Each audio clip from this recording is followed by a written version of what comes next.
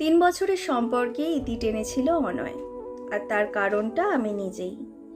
হ্যাঁ, কেউ নাকি কোনোদিন আমায় সুন্দর বলবে না, আমার গায়ের রঙে নাকি কোনো নেশাই নেই, আকর্ষণ নেই চেহারাতে, তাতেই সব শেষ। তবে সে খুব তাড়াতাড়ি নেশা খুঁজে পেয়েছিল আমারই প্রিয় বান্ধবী ত্রিধার গায়ের রঙে। আমাদের সম্পর্ক ভাঙার 6 মাসের মধ্যেই তাদের বিয়ে হয়।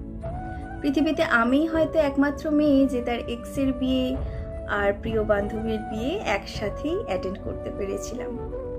ত্রিধা আমাদের সম্পর্কের আগাগোড়া সব কিছুই জানত, তবুও সে তাদের সম্পর্কে 100% খুশি ছিল। মাঝে মাঝে তো আমায় বলতো, জানিস অনয় না আমায় এত এত ভালোবাসে, যত্ন করে।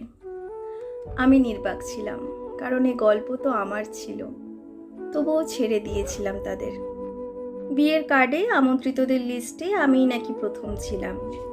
অবাক যতটা হয়েছি ততটা বিরক্তও হয়েছি, তবুও ভেঙে পড়িনি। বাবা মায়ের কথা ভেবে নিজেকে শুধরে নিয়েছি। বিয়ের পর ত্রিধা যখন তাদের দাম্পত্যের গল্প ফোন করে আমার কাছে সগৌরবে বলতো, নিজেকে অসহায় লাগতো।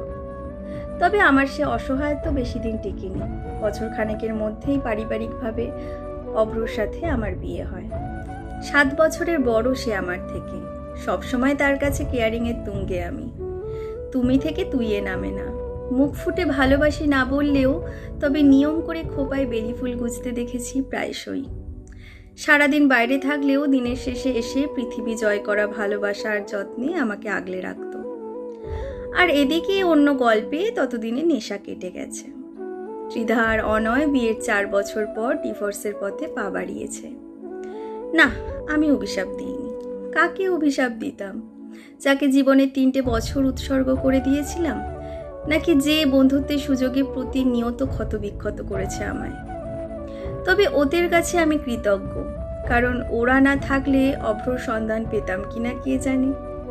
তবুও তো প্রকৃতি আছে। আমরা ক্ষমা করলেও প্রকৃতি কখনো ক্ষমা করতে পারে না। ছেড়ে দেয় না প্রকৃতি কখনো কোনো স্বার্থপরকে।